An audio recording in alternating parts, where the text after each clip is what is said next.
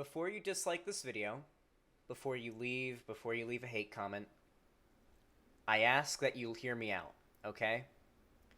Because I'm going to be criticizing ContraPoints.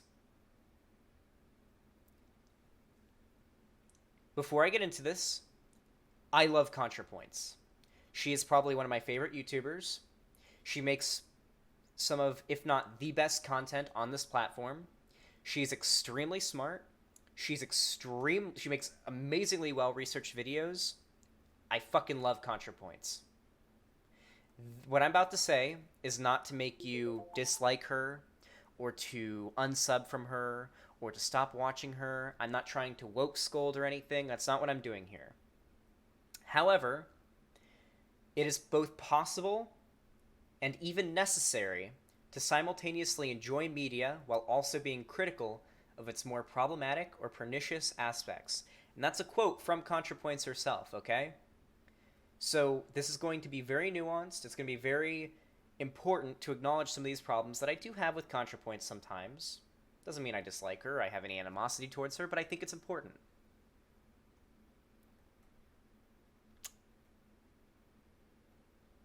That's Sarkeesian erasure. ContraPoints said it too, okay? Listen. I'm not going to say that ContraPoints is NB-phobic. Alright?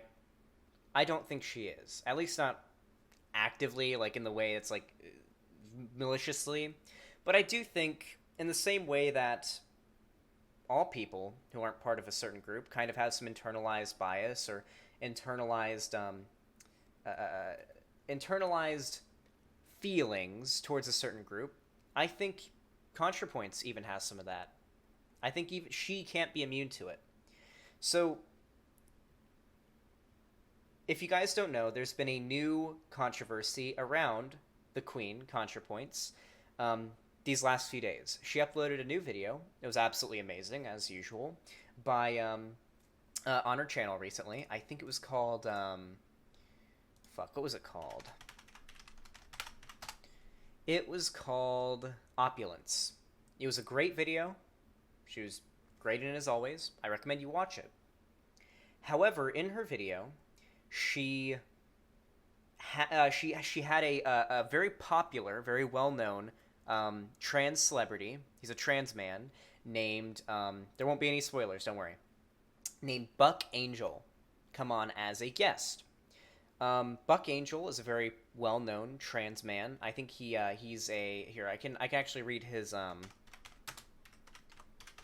model, or he's a model as well. Buck Angel is an American adult film actor and producer and a motivational speaker. He is the founder of Buck Angel Entertainment, a media production company, a transsexual man. He received the 2007 AVN Award as Transsexual Performer of the Year. He now works as an advocate, educator, lecturer, and writer. Very well known and big celebrity, big trans celebrity, okay? The problem is, it's not too difficult if you look into things he says, especially on his Twitter, that he's a trans med and a true scum. He does not think non-binary people are valid. He thinks they're trans trenders, and he thinks you have to have gender dysphoria in order to be trans. He is basically Calvin Gara. He has the same views as Calvin Gara. Now, a lot of people have been going after ContraPoints these last few days for platforming him, for having him on her show and voicing with him, and then even on Twitter saying, hey, giving him a big shout out on Twitter and saying it was an honor to work with him.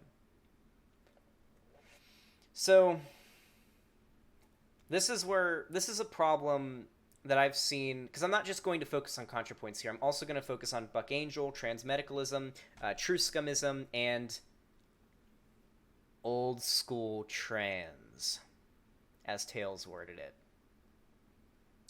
So, if you spend any time in these communities, in these leftist communities like I do, even in my own community, I find that when I talk to older trans people, it's a very different experience from when I talk to younger trans people.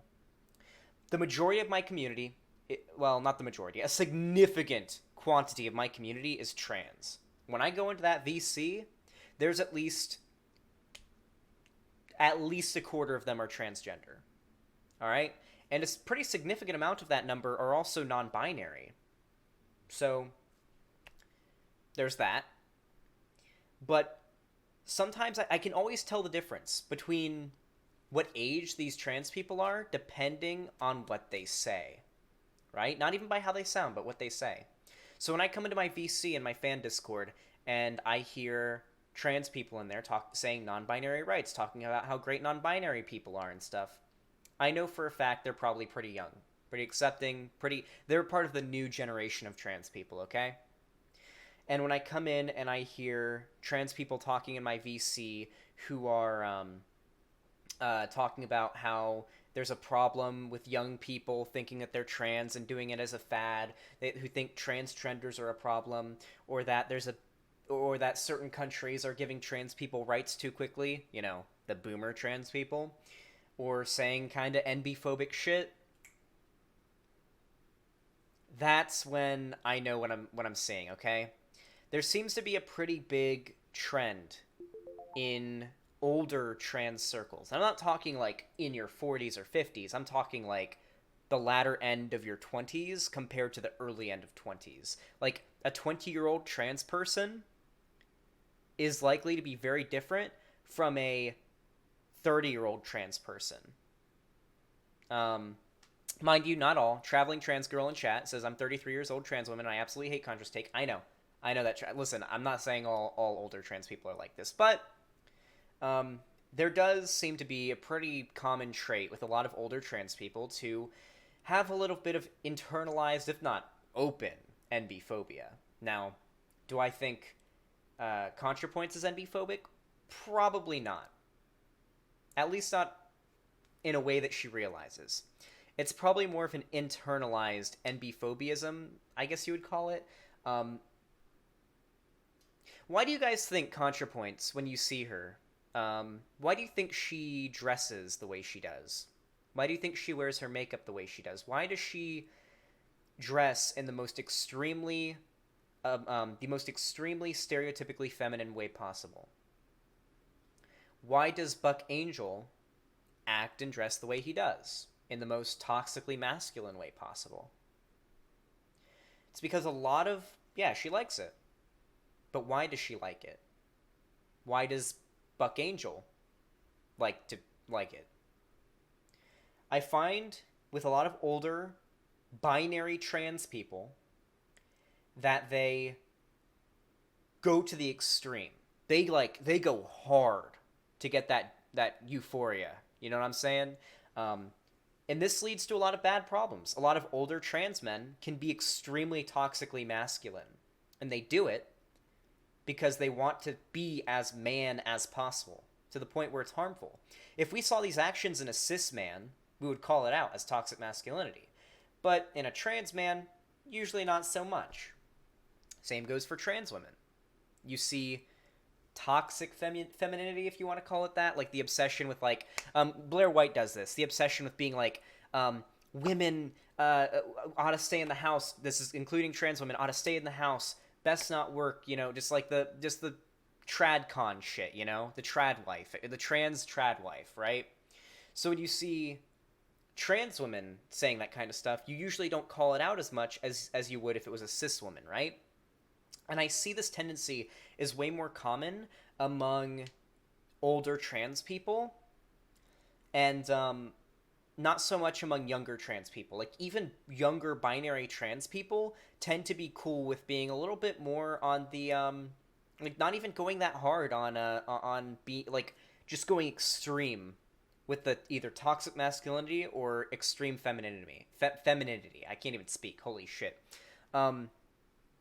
What do you mean dressed in a toxic masculine way? That's not what I'm talking about, Unavailable. I'm talking about the way he acts. The way a lot of trans men act. Calvin Garra, for example, very toxically masculine, gatekeeps being a man, things like that. Very binary presenting. Yes, that's the way to word it. Listen, guys, I'm a cis shit, straight white male, okay? if I fuck up on some of the terminology, I'm really, really sorry, okay? Um, Now, I think you can't truly know, but I think deep down, ContraPoints probably thinks that non-binary people are a little strange. It's a little weird. She doesn't really get it, as do I. Like, I don't completely understand being non-binary. I can't. I literally can't. I can try to empathize, but personally, as a cis person, I can't really understand what it's like to be trans at all. I can listen to the experiences of trans people, and I can understand that, but I, as a cis person, can't understand what dysphoria is like. I guess I could if I was like kidnapped and I was forced to live as a woman, then I would. But that I haven't experienced that, so I can't really do that. And I think a lot of binary trans people probably can't like understand what it's like to be a non-binary trans person. So it's very similar to if you had a cis person trying to understand a binary trans person when you have a binary trans person trying to understand a non-binary trans person. Do you guys get it?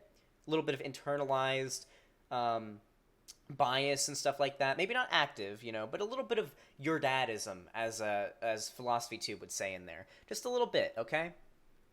So, yeah, estrogen would probably give me dysphoria. Yeah. So why do I bring this up in regards to ContraPoints? Do I have any examples of ContraPoints being NB-phobic? Well, the big thing that a lot of people have pointed to back in the day was, or not back in the day, but a few months ago, was a tweet she made talking about how she likes to have her pronouns assumed and all that. I read that thread. A lot of people got mad about it and says it was NB-phobic. Now, I'm a big ContraPoints stan, okay? I defended her ruthlessly when this happened, okay? And when I saw that, I recognized there was probably a little bit of boomer, not NB phobia in there, just a little bit, like the internalized shit, not active hatred or anything.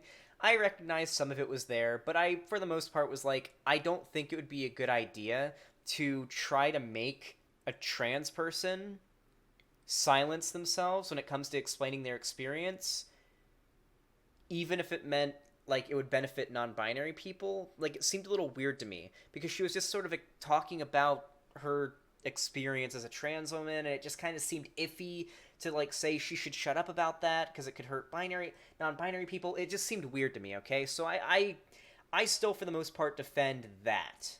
I still for the most part defend those tweets from like 2 months ago. But what's planted this seed in my head, the idea that there's definitely a sort of disparity between binary and non-binary trans people, definitely when it comes to like the age gap, older and younger ones, was when I was debating people on this topic, and Cinny came in. And Cinny showed me a screenshot that I looked at, and I read it, and me, who was trying to defend ContraPoints at the time, couldn't defend it. I literally couldn't defend these tweets that she had made.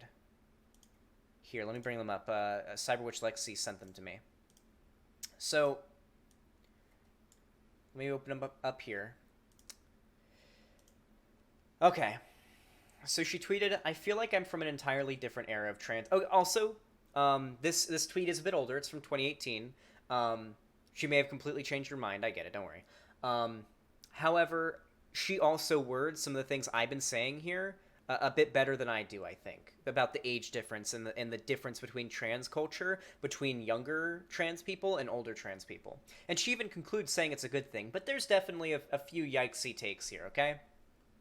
I know, historical tweet, listen, it wasn't that long ago, but seeing this is what really kind of made me start to think I wanted to talk about this. But I held it off because I was too afraid that you guys would be like, no one can insult the queen. But I should expect from a leftist community that nobody in a leftist community is gonna get triggered if you make honest, true criticisms towards someone they like. I should have realized that You guys aren't chuds. You guys are smarter than that, so I appreciate that. Thank you, Comrade Courtney, for the gifted tier 1 subscription. Says trans gums like Buck, Angel, and Calvin Gara are bootlickers because they are just trying to gain the approval of cis people and want to be considered normal. However, I don't completely blame them for their need for desire and approval. Yeah, it's sad. It's sort of like it's basically something like it's the backstory of somebody who, I don't know. It's hard to explain. Like, I understand why they do it, but it doesn't make it excusable. But it is important to know why they do it. No one is above critique. No one. So, these are the tweets. We'll read them. I feel like I'm from an entirely different era of trans history, as people even just 5 years younger than me in grade school, college, post-grad, not once was everyone asked for their pronouns, or anyone asked for their pronouns. The word transgender was not mentioned in my health education. For about 5 years before my transition, I called myself a transvestite, a word that's now completely obsolete. Yeah, also, if anyone calls themselves transvestite nowadays, like a trans person calls themselves that, 99% chance they're a trans med and a true scum. 99% chance. Calling it now. But let's go. In fact, I didn't feel comfortable calling myself a woman until a few months into medical transition when people were already defaulting to she, her for me. So just from reading this, there's one thing you can tell here. She had an internalized bit of transphobia in her. She believed that she needed to pass extremely well for her to even deserve seeing herself as a woman. Do you guys get what I'm saying here? There's a little bit of internalized transphobia there, okay? And this is the one that's really yikesy. Whereas I've met 20-year-olds in full-on boy mode who are like, hi, I'm a trans woman, she, her pronouns. We're going to continue to read the rest of the tweets. The context here is really important. This was worded kind of badly, admittedly.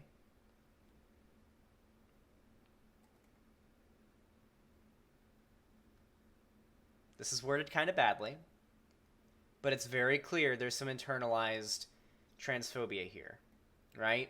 It's a little internalized. She definitely isn't a transphobe, at least openly, But there's something internalized here. It's kind of a yikesy take, okay?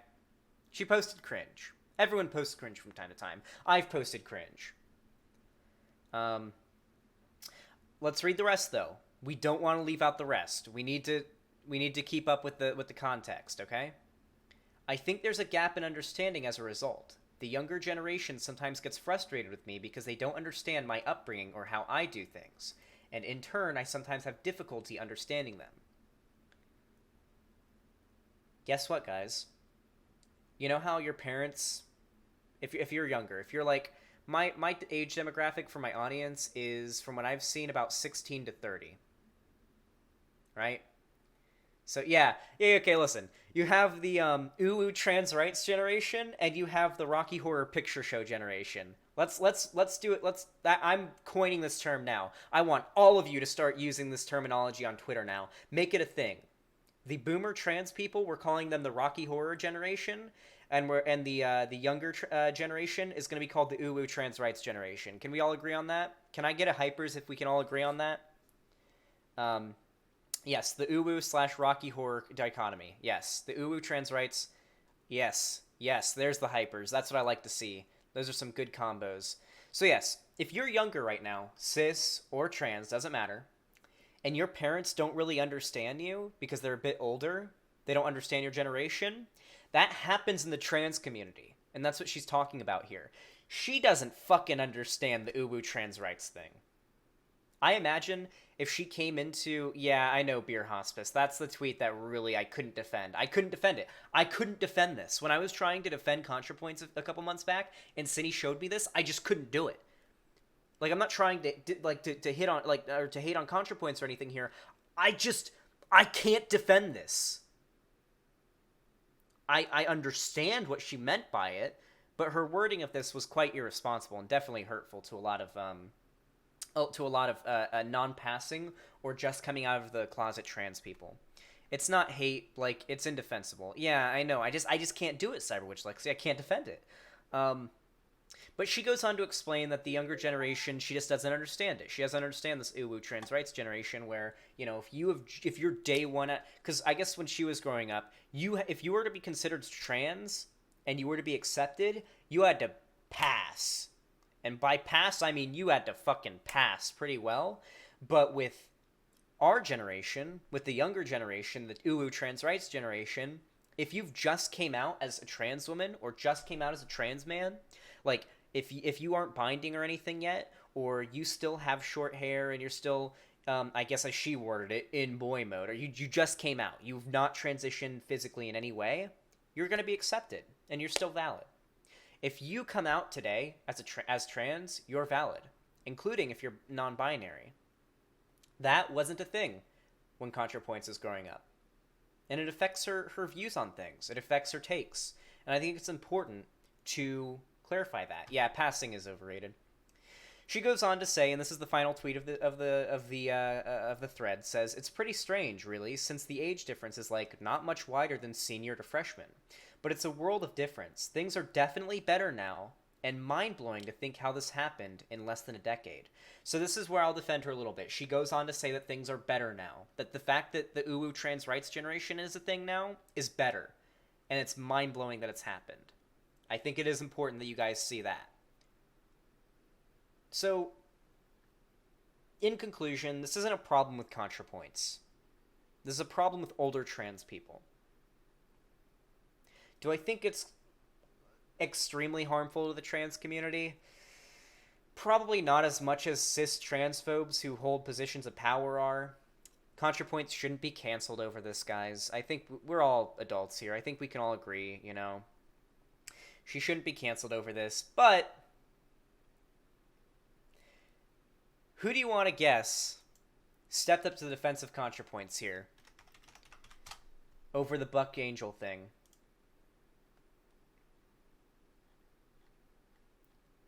Who defended ContraPoints on this? And who is going to benefit from this?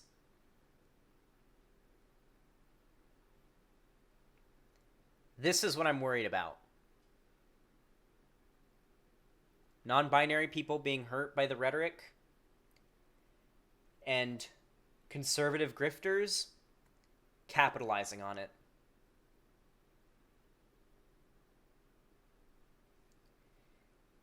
A trans woman being canceled by the non-binary cult is bullshit. Let's talk about the difference between legitimate transsexuals and non-binary people. Fuck Blair White. But, yeah, she blocked me on my old account, but this is a new Twitter account.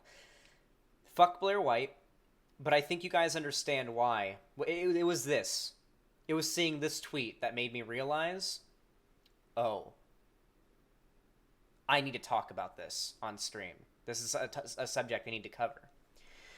However, I was scared to do it because, on top of that, if we go back to Cyberwitch Lexi's tweet, she posted in the r/ContraPoints official subreddit, "It's both plausible and even necessary to simultaneously enjoy media while also being critical of it. Can someone help me help me out? I can't remember who said that. Mods, do you remember?"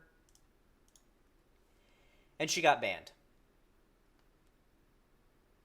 No question, no explanation, didn't break any rules. Just for that post on ContraPoints subreddit, she got banned. This is what made me worry about the reaction to me making this video, or me talking about this. I'm actually, my heart is really warmed right now at how many people in chat are being supportive of me here when it comes to me speaking out about this, because I was extremely scared. Like, I'm still worried to upload this VOD as a video because I'm worried I'm going to lose a shit ton of subscribers and I'm going to get, like, dislike bombed. I'm really worried, okay? You're a good egg. Listen, I'm not an egg, okay? I'm cis. I'm a cis shit, okay? Yo, you're probably banned by that Bardfin power mod. They banned me from another sub. Yeah, I don't know. I've been getting banned from lefty communities for a while now. Mostly for associating with Vosh, but also for being a little too contentious, I guess. Yeah, dislike bombs still increase engagement. That's true. So if you want to dislike this video, you're still helping me out. More people will see it. Take no prisoners. Take no shit. Yeah. Talk about SpongeBob being racist? I don't know shit about that controversy. All your fans are with you on this. Hold on. All your fans are with you on this at this point, and it may bring more people over who agree. I hope so. Does she even run the Reddit, or is it just her shitty mods? Yeah, no. No, the Reddit thing is probably not her fault. I doubt she even takes any part in that Reddit. I mean, ContraPoints' videos, I don't know if you guys follow her on Instagram, because she posts on Instagram way more, but I do. But holy shit. I follow her on Instagram, and she posts almost every step of her production process for videos. Holy fuck. She does not have time to focus on the Reddit. Hold on. Let me bring up her Instagram really quick. She posts every step, her new outfits and everything. She posts on Instagram a lot, updating people on the process of her making her videos. She doesn't have time to monitor that Reddit, okay? There's no way she's monitoring that shit. She's on Reddit, but very low on the bracket. Yeah. Honestly, for you being 20 years old or whatever, I'm so impressed by your composure, clarity of thought, empathy, and truth to power. Thank you, Traveling Trans Girl. I really appreciate it. Listen,